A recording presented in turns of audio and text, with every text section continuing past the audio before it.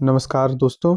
आपको UP triple SC से इस जनवरी के लास्ट सप्ताह में एवं फरवरी में कई भर्तियों के विज्ञापन नए देखने को मिल सकते हैं, जैसी सूचना मिल रही है उस अनुरूप।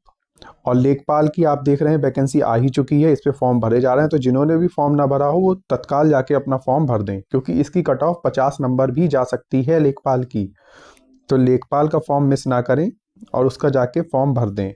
अब लोग कहेंगे कि 50 तो बहुत कम हो गया, इतनी नहीं जाएगी। तो चुनावी साल है, हो सकता है सरकार कुछ रिलीफ दे दे या आगे कौन सी पॉलिसी बदल जाती है, क्योंकि ये आपका जो पेपर है लेखपाल का, ये अभी नहीं होना है। ये आपका पेपर मई फर्स्ट वीक या सेकंड वीक में इसका एग्ज़ाम लगेगा। इससे पहले इसका एग्ज़ाम नहीं होना है। तो लेखपाल वाले जितने भी लोग भरना चाहते हैं फॉर्म भर दें। सिलेबस सेम ही होता है, तैयारी इसके लिए करेंगे किसी और में हो जाएगा, तो तुरंत जाके फॉर्म भर दें। आइए अब बात कर लेते हैं अपनी जितनी भी भर्तियां हैं। और सबसे बड़ी अपडेट मिल रही है फॉरेस्ट गार्ड वालों के लिए, ठीक है। और एडीओ का सिलेबस भी मैं आपको बताऊंगा इसमें क्या रह सकता है, संभावित सिलेबस। और साथ ही साथ एएसओ के बहुत सारे कमेंट मिले हैं, उन पे भी चर्चा करेंगे। आप लोग चैनल को सब्सक्राइब कर लें और तुरंत ही वीडियो को लाइक कर दें, क्योंकि बहुत मेहनत से आपके लिए वीडियो बनाई जाती है। और मेरी कोशिश रहती है कि आयोग से जो इन्फॉर्मेशन मिले वही आप तक साझा की जाए। तो कुछ इन्फॉर्मेशन प्राप्त हुई है फॉरेस्ट गार्ड वालों के लिए और एडीओ वालों के लिए। और एक जो लेखा पर्यवेक्षक की नई भर्ती आने वाली है उसके बारे में भी आज चर्चा की जाएगी। और जूनियर असिस्टेंट 53-70 की कट ऑफ पे भी हम चर्चा करेंगे। और जो स्टेनो वाले बच्चे हैं जिन्हें अपनी नई स्टेनो का इंतजार है, नई भर्ती कब तक आएगी, उसके बारे में भी बताएंगे। आइए पहले बात कर लेते हैं जूनियर असिस्टेंट की कट ऑफ को लेके और इसकी रिजल्ट डेट क्या हो सकती है। संभावित जो 53-70 पोस्ट हैं जूनियर असिस्टेंट की, उस पर चर्चा करेंगे। 53-70 जो पोस्ट हैं जी, ये पहले 55-12 थी जो घट के अब 53-70 हो गई हैं। इसकी जो जनरल की कट ऑफ है वो 57 प्लस माइनस 2 रहेगी। आप ये निश्चित मान लें, जो लोग ये कह रहे हैं कि 62, 63, 64, उन्होंने इतनी बड़ी भर्ती कभी जीवन में देखी नहीं है और सारी संभावनाएं उनकी धूमिल हो जाएंगी।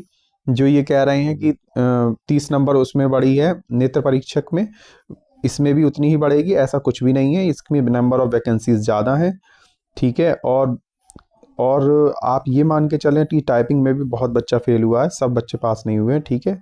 टाइपिंग में आप देखेंगे 20,000 से अधिक, 20 से 25,000 ही औसत रहेगा टाइपिंग पास करने वालों का।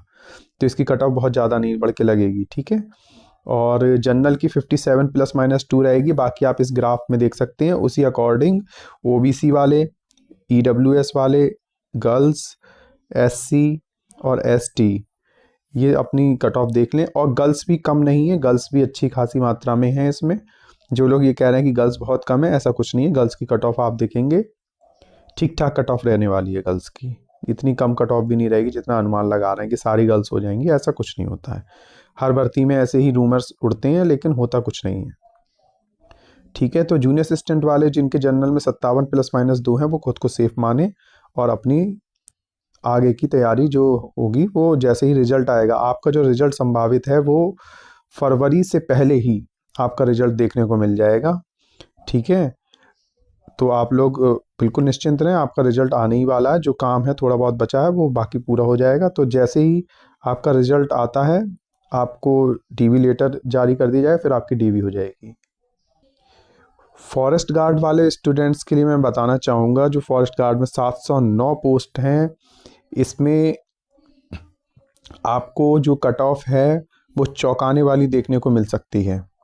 क्योंकि आयोग की पूरी मंशा ये है कि जितने भी इससे पहले की भर्ती हैं उनको पूरा करा लिया जाए और उसके बाद में आपका फिजिकल कराया जाए।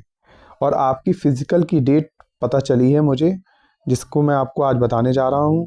और बहुत ही गौर से इस चीज़ को सुन लें, आपका जो फिजिकल है वो मार्च के लास्ट वीक में या अप्रैल के पहले सप्ताह में होने जा रहा है। और ये आप निश्चित माने मार्च के लास्ट वीक में या अप्रैल के फर्स्ट वीक में होने जा रहा है। इसका कारण ये है क्योंकि अभी आप जानते हो इन्फोर्समेंट की भी मैं बात कर लेता हूँ इसके साथ में। इन्फोर्समेंट की जल्द ही डेट आ जाएगी। अब फिजिकल की क्या रहेगी, ठीक है। इन्फोर्समेंट का फिजिकल फरवरी में लगा हुआ है फरवरी स्टार्टिंग में अगर इन्फोर्समेंट का फिजिकल हो जाता है तो आपका जो है मार्च में फिजिकल होना तय है। और जहाँ तक उम्मीद लग रही है इसकी, मार्च एंड में इसका फिजिकल कराया जाए या अप्रैल के फर्स्ट वीक में। और हो सकता है जैसे आप बचपन में छुपन छुपाई खेलते थे, ठीक है, और जब आपको कोई ढूंढ लेता था तो ढप्पा मार दिया जाता था, ऐसे ही आयोग भी आपके ढप्पा मार दे और इन्फोर्समेंट के साथ ही आपकी बैक टू बैक करा ले रनिंग।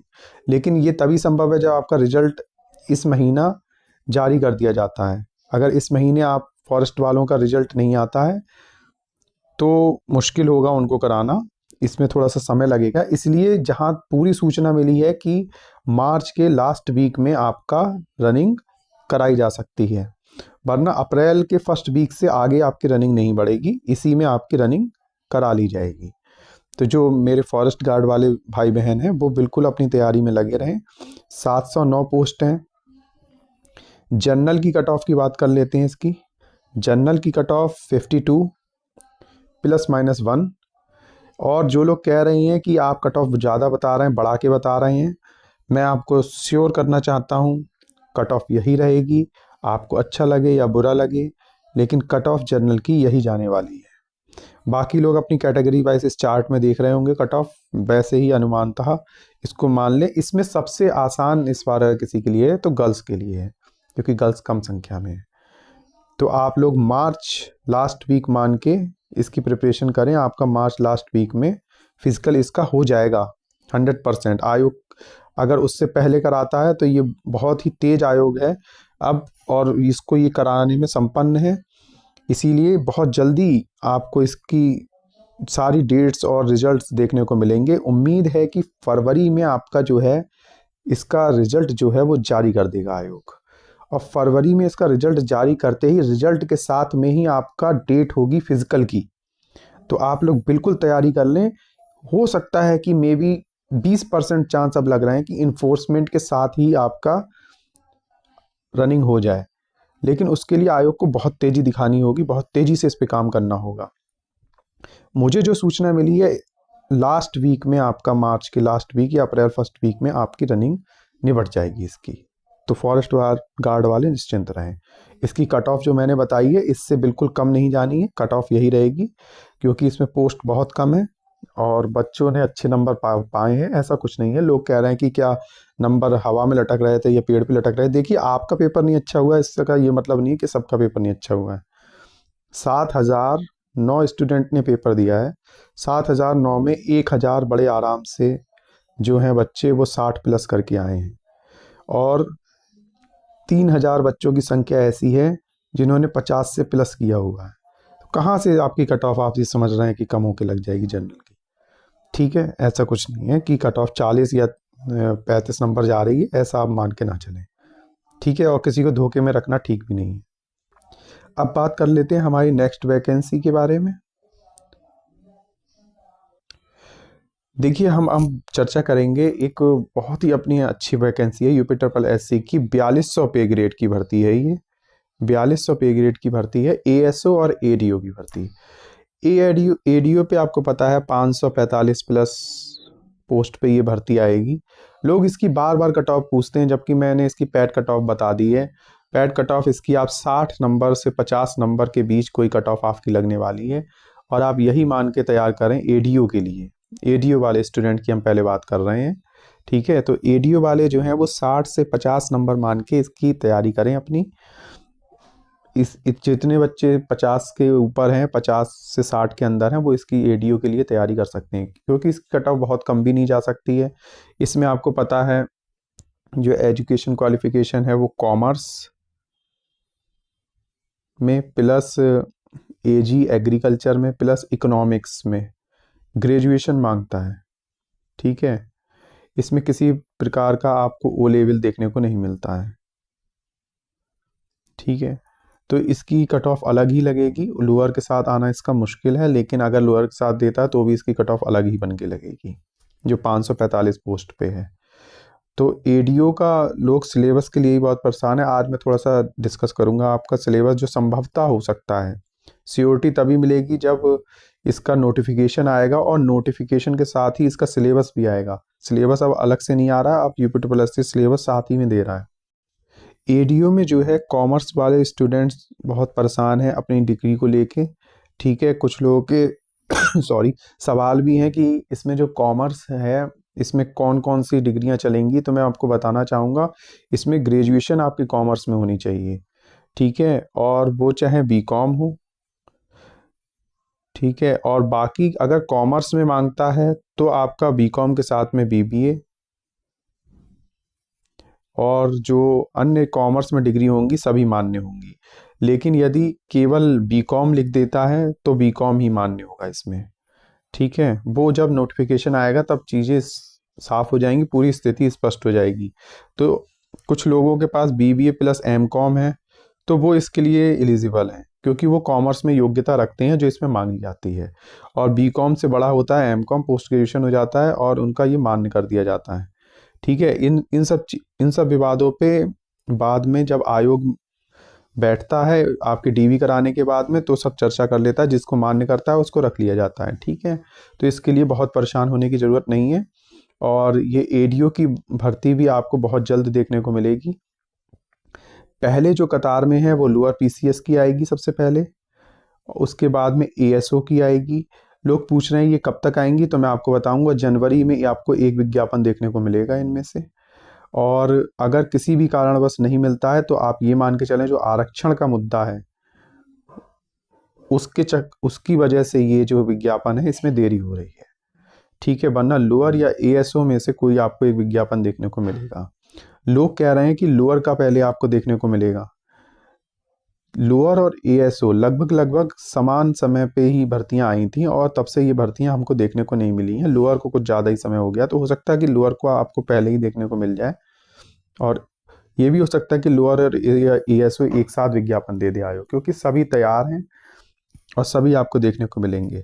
चलिए ADO के जो है सिलेबस पे हम थोड़ी चर्चा कर लेते हैं। मुझे एक व्यूअर हैं हमारे, उन्होंने ये सिलेबस दिया है, तो ये थोड़ा इस पे चर्चा कर लेते हैं, क्या संभवतः यह सिलेबस हो सकता है या नहीं।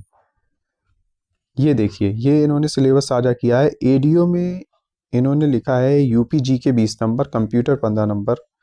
ठीक है, हाँ ये हो सकता है, ये संभावना इनकी बिल्कुल ठीक है।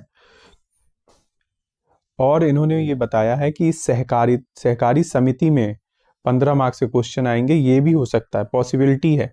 देखिए, हमेशा अपने को ही, अपनी बात को ही वरीयता नहीं देनी चाहिए। कभी कभी जो हमारे व्यूअर्स होते हैं वो भी हमसे ज़्यादा नॉलेज रख सकते हैं, तो उनकी भी बात को मानना चाहिए। तो इन्होंने जो ये सिलेबस साझा किया है ये बिल्कुल ठीक लग रहा है। हिंदी 10 नंबर, UPG के 10 नंबर।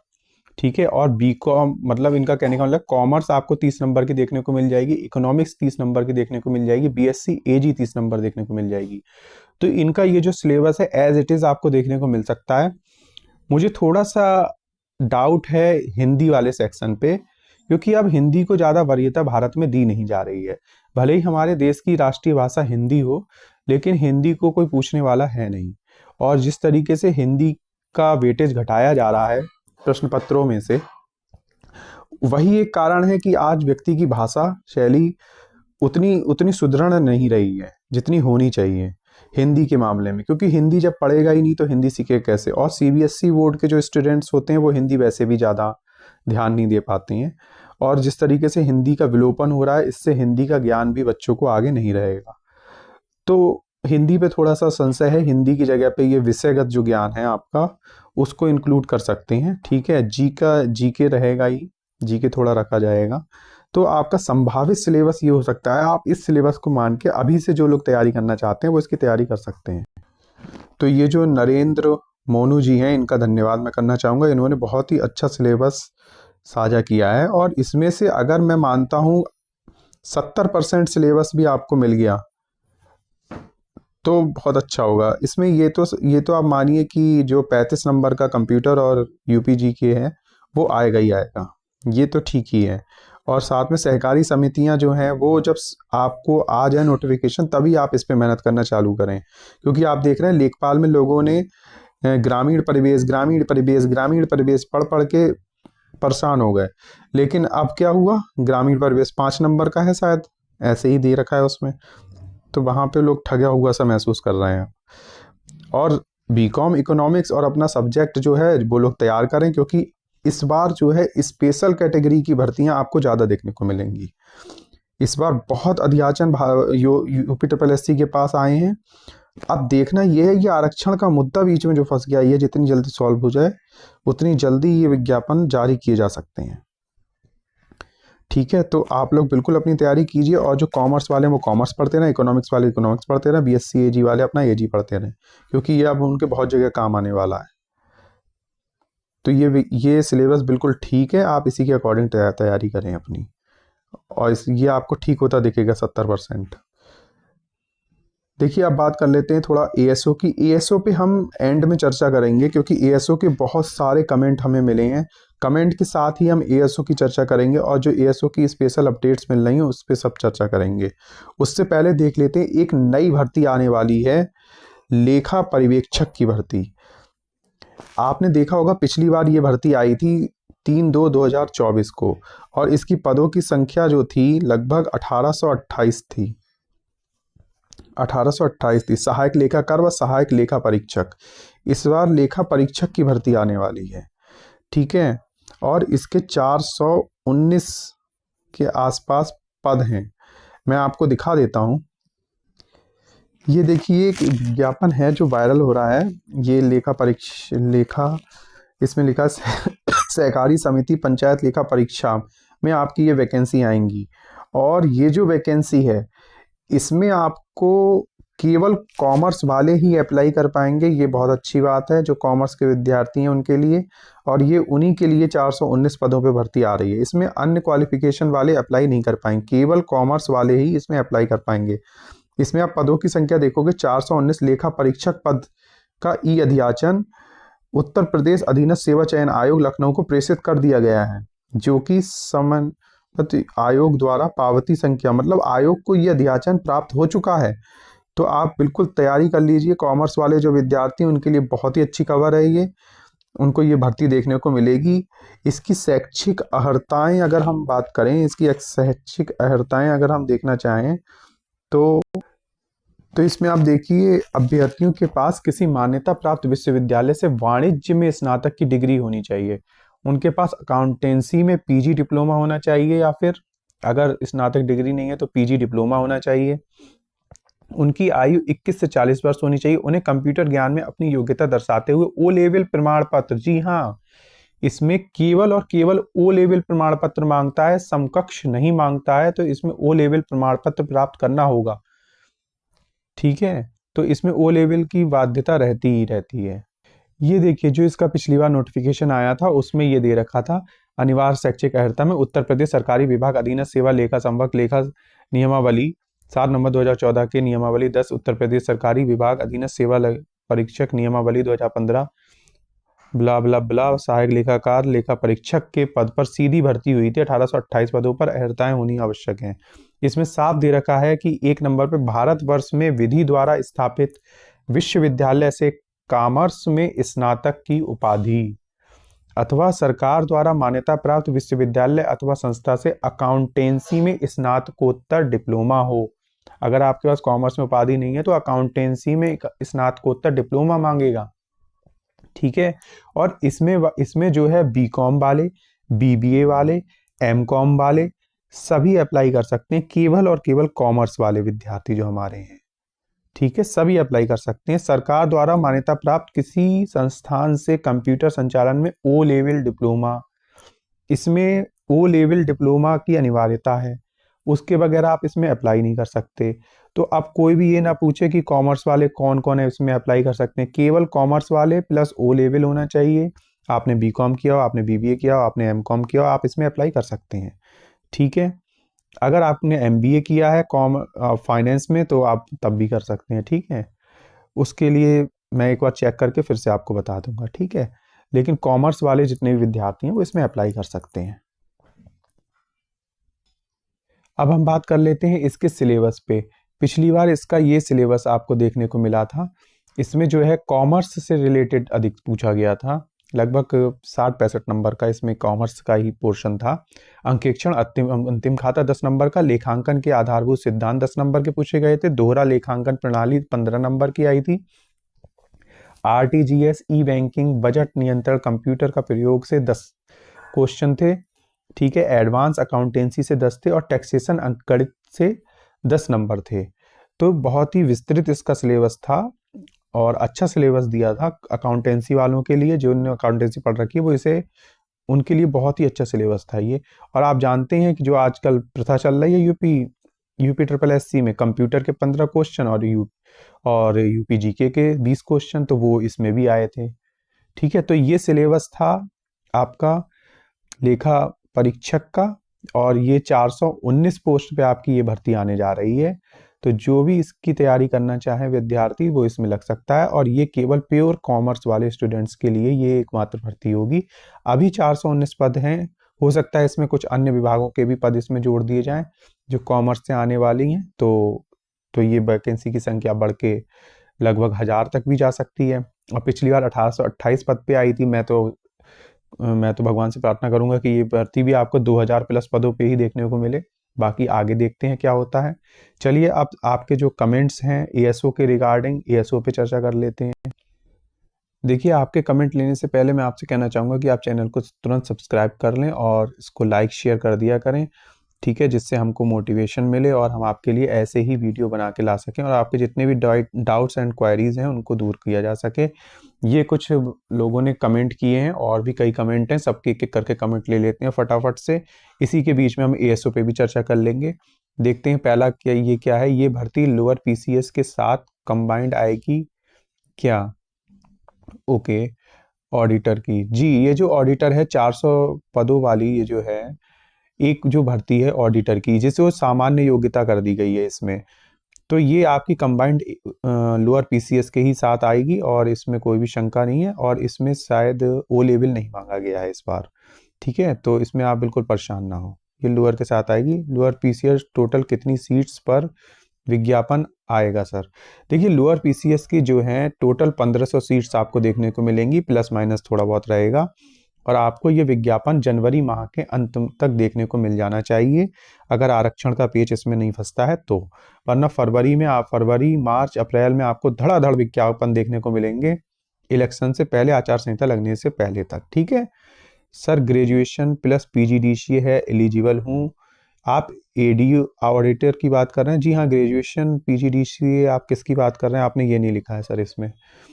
OBC 61.25 forest guard. जी, फॉरेस्ट गार्ड में 61.25 बहुत अच्छे मार्क्स हैं आपके।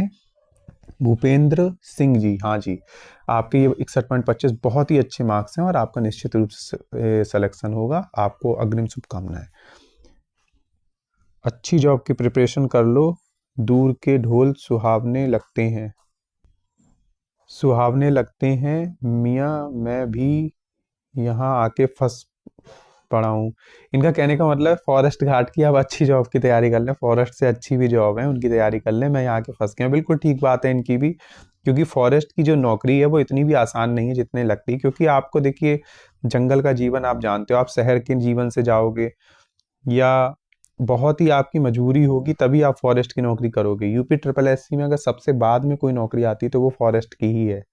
ठीक है, और आजकल नौकरी का अकाल है, इसलिए आप कुछ कह लो ये भी अच्छी नौकरी है, मैं ये नहीं कहूँगा खराब है। लेकिन हाँ, आप शहर में रहने वाले अगर लोग हो और फिर जंगल में जाके एकदम से काम करना पड़े, तो आपको वहाँ पे चीज़ों का अभाव मिलेगा, सुविधाओं का अभाव मिलेगा, रहन सहन कोई बहुत अच्छा क्वार्टर नहीं मिलता है।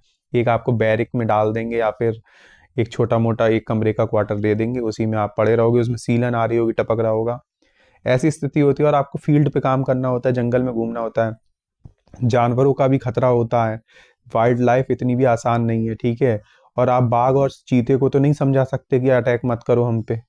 ठीक है ना, आप भालू को, हाथी को समझा सकते हो, उनकी अपनी दुनिया है, खाना और हगना। तो थोड़ा इसमें वो गांव ग्रामीण परिवेश के जो बच्चे हैं वो थोड़ा सा अच्छे से थोड़ा सा सरवाइव कर जाते हैं, बाकी थोड़ा शहर वालों को समस्या होती है। लेकिन आजकल जहाँ जॉब का इतना तांता लगा हुआ, मुश्किल हो रही है जॉब पाने में उन लोगों को, तो ये भी अच्छी है, ठीक है। लेकिन इनका कहना भी गलत नहीं है। 57 जनरल क्या उम्मीद है भाई? बिल्कुल हो जाएगा 57 में। वैकेंसी आए या ना आए, पर ऐसे वीडियो से एक आस तो रहती ही है। उस आस के लिए धन्यवाद। अंकुर कुमार मौर्य। देखिए, नहीं, अब वैकेंसियां आएंगी, बिल्कुल आएंगी, समय पे आएंगी वैकेंसियां। अब बीच में देखिए, देखिए मौर्य हैं आप। और जहां तक आरक्षण का जो मुद्दा आ गया है, आप भी आरक्षण लेते होंगे किसी श्रेणी में, तो अगर आपके साथ अन्याय हो जाए तो वो भी ठीक नहीं है। किसी भी जिसका आरक्षण का जो हिस्सा है उसको वो मिल जाए ठीक से, अच्छा है, और सुचारू रूप से वैकेंसियां पूर्ण हो जाए, उसमें भी अच्छा ही है। और जब या तो आरक्षण को खत्म ही कर दिया जाए, ये झंझट ही खत्म कर दी जाए, तो वैकेंसियां जल्दी जल्दी आएंगी, जल्दी जल्दी नियमित रूप से भरी जाएंगी। आरक्षण में पहले भी वैकेंसियां कोर्ट में अटक चुकी हैं, आप देख रहे हैं 69,000 शिक्षक भर्ती का मामला भी अटका हुआ है। तो ये सब चीजें हैं, अगर इसको खत्म करना है तो खत्म कर दें, नहीं तो इसको सही प्रकार से लाना बहुत जरूरी है। इससे कोई भी विलंब नहीं होता है आगे, और भर्ती फंसती नहीं है। तो आरक्षण का मुद्दा सॉल्व होने के बाद ही वैकेंसी आए और इस पे सिलेक्शन बच्चे पाएं, वो अच्छी बात है।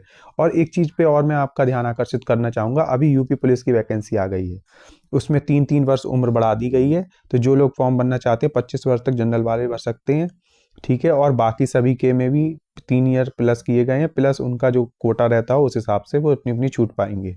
तो आप वहाँ पे भी अप्लाई कर सकते हैं। और आप देखिए, यूपी ट्रिपल एस सी की जो कंप्यूटर ऑपरेटर की यूपी पुलिस की जो कंप्यूटर ऑपरेटर की भर्ती आई है, उसमें एज रिलैक्सेशन नहीं बढ़ाया है। तो सरकार भी बहुत चालू है, जो चुनावी लड्डू उसे दिख रहा है, जहां से उसको फायदा हो सकता है, जिसकी ज्यादा डिमांड है, उसी में एज रिलैक्सेशन दे रही है। क्या कंप्यूटर ऑपरेटर वाले को भी 3 वर्ष का देना चाहिए था? क्या वो पात्र नहीं थे? लेकिन नहीं दिया। जिसकी जितनी संख्या वारी उसकी उतनी हिस्सेदारी। इसीलिए मैं कहना चाहूंगा, जो जनरल वाले हैं जो परेशान हैं, जनरल एक मुट्ठी हैं, ठीक है। इसीलिए जनरल की सुनते नहीं है, सामान्य वर्ग की। जनरल वालों से भी मैं कहना चाहूंगा कि अपनी संख्या बढ़ाएं, अपनी जनसंख्या बढ़ाएं। जो एक बच्चा, दो बच्चा बुद्धि लड़ा के पैदा करते हैं, वो अब 5 बच्चे या 3 बच्चे करें कम से कम। तब उनकी संख्या बढ़ेगी, तब उनको हिस्सेदारी मिलेगी। क्योंकि भारत में जनसंख्या बढ़ाना ही एकमात्र उद्देश्य है, क्योंकि नीतियां ही ऐसी हैं, सभी को समस्या है। तो जिसकी जितनी संख्या भारी होगी उतनी उसकी हिस्सेदारी होगी, इसी पे चलना होगा। सारा वीडियो देखा हूँ सर, लेकिन आपने ट्रेड वाइज नहीं बताया है।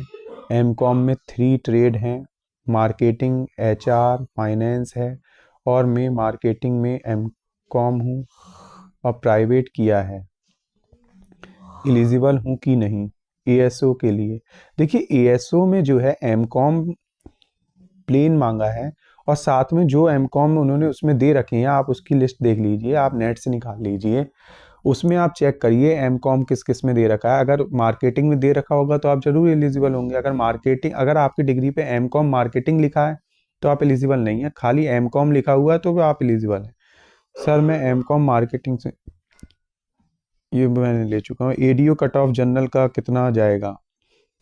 एडीओ कट ऑफ जनरल का, देखिए जनरल का कट ऑफ आपको 50 से 60 के बीच में कहीं देखने को मिलेगा। सर, न्यू असिस्टेंट अकाउंटेंट कब तक आ सकती है? मैंने आपको बता दिया है इससे पहले, पूरा इसमें डिटेल में बता दिया है। नई आपकी 419 पदों पे आ रही है, इसमें केवल कॉमर्स वालों को मौका मिलेगा। तो बिल्कुल आप अपनी तैयारी कर सकते हैं। सर, अगर एएसओ में एमकॉम और इकोनॉमिक्स के इक्विवेलेंट में एमबीए फाइनेंस को शासन ने माना है, तो वो एडीओ में अधिमानी अहर्ता में क्यों नहीं माना जाएगा? देखिए, अधिमानी अहर्ता में जो दे रखा है वही माना जाएगा। एमकॉम दे रखा है, एमकॉम ही माना जाएगा। एमबीयू का अधिमानी अहर्ता में नहीं शामिल किया जाएगा, कोई कोई इसमें वरीयता नहीं दी जाएगी। जो उसमें दे दिया वो दे दिया, ठीक है, उसके इधर उधर नहीं होगा कुछ भी। सर जी, बीकॉम ओ लेवल की वैकेंसी कब तक आएगी? बीकॉम प्लस ओ लेवल की आएगी। और असिस्टेंट अकाउंटेंट की और पैट कट ऑफ कितनी जाएगी? देखिए, असिस्टेंट अकाउंटेंट की पैट ऑफ कट ऑफ बहुत ही कम लगेगी आपको।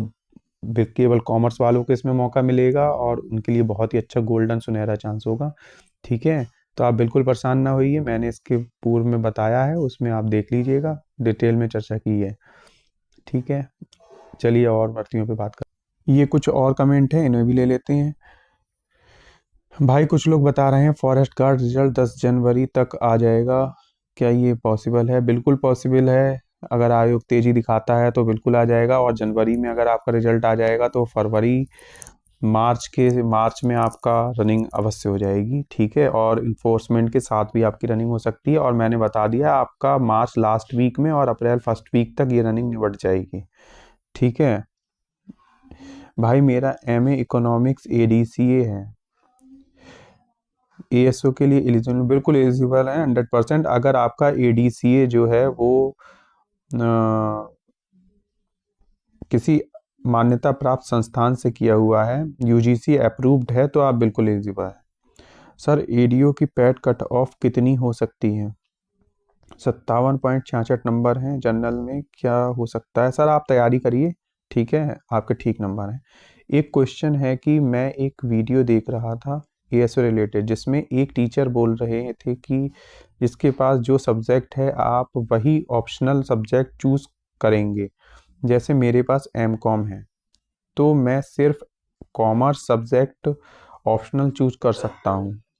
तो फिर ऑप्शनल होने का मतलब ही क्या है? देखिए ऐसा है, एएसओ का जब आप फॉर्म भरेंगे तब आपके पास, जिसमें आपने पोस्ट ग्रेजुएशन किया होगा, अगर आप एमकॉम है आपके पास और आप एमकॉम से भर रहे हैं तो आपको कॉमर्स ही सेलेक्ट करना पड़ेगा, ठीक है। और अगर कोई इकोनॉमिक्स से भर रहा है तो उसको इकोनॉमिक्स ही लेना पड़ेगा, क्योंकि वो उसके बाद डिग्री वही है, वही वो लगा भी रहा है, ठीक है ना। तो उसको वही उसमें सेलेक्ट करना पड़ेगा। किसी के पास एमएससी मैथ्स है तो वो एमएससी मैथ्स ही लगाएगा ना, ऐसा थोड़ी है वो एमकॉम लिख देगा और फिर उसमें सेलेक्ट कर लेगा। तो आप सब्जेक्ट भर लीजिए, और अगर आप पेपर इकोनॉमिक्स में देना चाहते हैं कॉमर्स भरने के बाद तो बिल्कुल आप दे सकते हैं, उसमें कोई दिक्कत वाली बात नहीं है, ठीक है। और अगला कमेंट ले लेते हैं, एएसओ वैकेंसी कब आएगी? और मेरे ओ लेवल एग्ज़ाम जनवरी 2026 में है, क्या मैं इस एग्ज़ाम में एलिजिबल हूँ या नहीं? देखिए अब इन्होंने बहुत अच्छा प्रश्न पूछा है, इससे आपको पूरी जानकारी मिल जाएगी। एएसओ की जो वैकेंसी है वो आपकी इस माह के अंत में आ जानी चाहिए कायदे में, क्योंकि अगर आरक्षण का मुद्दा सॉल्व हो जाता है और कोई वैकेंसी आती है तो लोअर के बाद एएसओ इस माह के अंत में आपको देखने को मिल जानी चाहिए, और इस माह में नहीं तो फरवरी में 100% ये वैकेंसी आपको देखने को मिल जानी चाहिए। और अगर कोई भर्ती इस माह नहीं आती है, मान लीजिए लोअर भी ना आए, एएसओ भी ना आए, तो इसका सीधा सीधा मतलब ये है कि आपका आरक्षण में मुद्दा फंसा हुआ है, पेंच फंसा है, और उसको दुरुस्त करने में समय लग रहा है। वैकेंसी आने को बोल रहा है, आप एकदम सटीक बताइएगा वैकेंसी कब आ रही है। मैंने आपको बता दिया, आपकी ये वैकेंसी जो है एएसओ वाली आपको फरवरी माह में देखने को मिलनी चाहिए निश्चित रूप से, और इस माह के अंतिम सप्ताह में आपको ये वैकेंसी देखने को मिलनी चाहिए। और मुझे पूरी उम्मीद है लोअर के साथ इस बार 2 वैकेंसियां देंगे, एक लोअर की और एक ये एएसओ की। तो ऐसा ही आपको देखने को मिलेगा। मेरे पास पैट 2025 एमए इकोनॉमिक्स पीजीडीसीए है, क्या मैं एलिजिबल हूँ? एमए इकोनॉमिक्स है, पैट 2025 पीजीडीसीए। पीजीडीसीए आपका जो है किसी किसी ऐसी दुकान छोटी शॉप से करा हुआ नहीं होना चाहिए, कंप्यूटर के यूजीसी अप्रूव्ड होना चाहिए, बिल्कुल मान्य होगा। एएसओ की वैकेंसी कब, किस महीने, किस सप्ताह आ सकती है? कितने पद हो सकते हैं? कितने महीने बाद एग्ज़ाम हो जाएगा? कहाँ पोस्टिंग होती है? देखिए आपको अपने सिटी के आसपास भी पोस्टिंग मिल सकती है, और कुछ विभाग ऐसे होते हैं जो लखनऊ में होते हैं, अगर उन डिपार्टमेंट्स में आएगी तो आपकी पोस्टिंग वहीं होगी, ठीक है। और एएसओ की वैकेंसी किस महीने किस सप्ताह आ सकती है? देखिए एएसओ की वैकेंसी आपकी जनवरी के अंतिम सप्ताह एवं फरवरी के, अगर जनवरी में नहीं आती है तो आरक्षण का मुद्दा कहीं ना कहीं फंस रहा है, और आपको ये फरवरी में फिर आपको ये देखने को मिलनी चाहिए अंतिम सप्ताह में, ठीक है। दिन तो मैं नहीं बता पाऊंगा, ठीक है, आपको कितने महीने बाद एग्ज़ाम हो जाएगा। सर आपका कम से कम वैकेंसी आने के 3 महीने बाद आपका ये एग्ज़ाम हो जाएगा, बहुत जल्दी आयोग कराता है तो भी। आयोग सही पता आयोग से ही पता चला है कि कोर्स हटा दिया गया है एएसओ में। नहीं, कंप्यूटर कोर्स एएसओ में कंप्यूटर कोर्स कैसे हटा दिया गया सर? 23 डिप्लोमा उन्होंने मान्य किए हैं, ओ लेवल के समकक्ष है, नियमावली में कोई बदलाव नहीं हुआ है, तो फिर कैसे हटा देगा? ऐसे घर बैठे थोड़ी हटाए जाते हैं, इसके लिए नियमावली आ चुकी है, आप नेट से डाउनलोड कर सकते हैं। और इस बार क्या ज़्यादा कंपटीशन है एएसओ में? बिल्कुल, इस बार ज़्यादा कंपटीशन, आपको पिछली बार से ज़्यादा कंपटीशन इस बार देखने को मिलेगा एएसओ में, भारी संख्या में बच्चे अप्लाई करेंगे। कई चैनल वालों ने मैंने फ़ोन करके पूछा, कोई जनवरी में तो कोई फरवरी में तो कोई मार्च में वैकेंसी आने को बोल रहा है, आप एकदम सटीक बताइएगा वैकेंसी कब आ सकती है? जैसे ही आपका आरक्षण का मुद्दा सॉल्व होगा आपको दूसरे नंबर पे एएसओ की वैकेंसी देखने को मिलने वाली है। एएसओ के 1200 प्लस लगभग 1168 पदों पे आपको ये वैकेंसी देखने को मिलेगी एएसओ के, जो उंगलियों पे काउंटेड हैं। ठीक है, इससे कम पदों पे आपको ये वैकेंसी नहीं देखने को मिलेगी।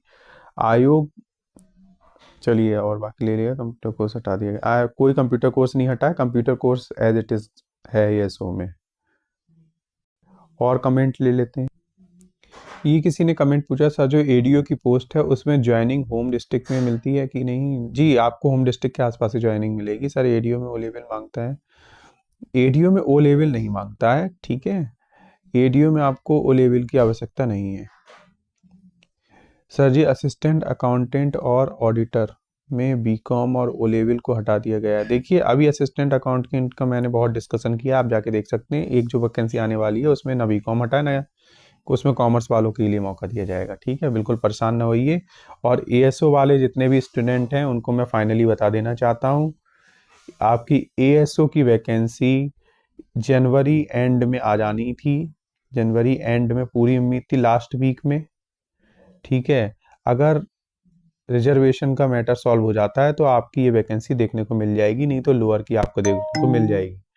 और फरवरी में आप मान के चलिए आपकी ये भर्ती आ रही है, फरवरी के सेकंड वीक में या आ जानी चाहिए अगर सब कुछ ठीक चलता है, या फिर लास्ट फेब में आपकी ये भर्ती देखने को मिल जाएगी।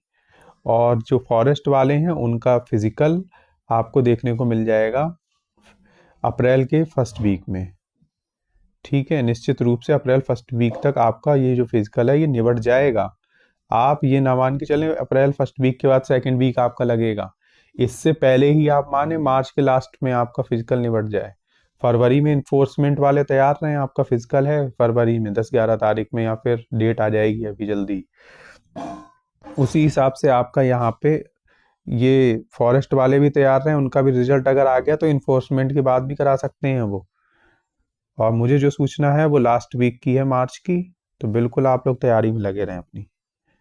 ठीक है, इसी और एएसओ वाले बिल्कुल अपना प्रिपरेशन कर लें, उनका जल्दी वैकेंसी उन्हें देखने को मिलेगी। किसी की भ्रामक बातों में ना आए कि आपकी वैकेंसी नहीं आएगी, बिल्कुल आएगी आपकी वैकेंसी।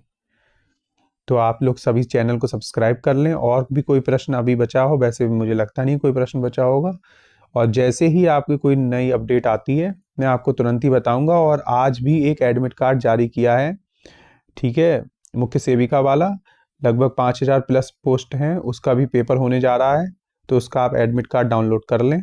ठीक है, मैंने एक शॉर्ट वीडियो भी उस पर बना दी है, आप लोग साइट पे जाके भी चेक कर सकते हैं।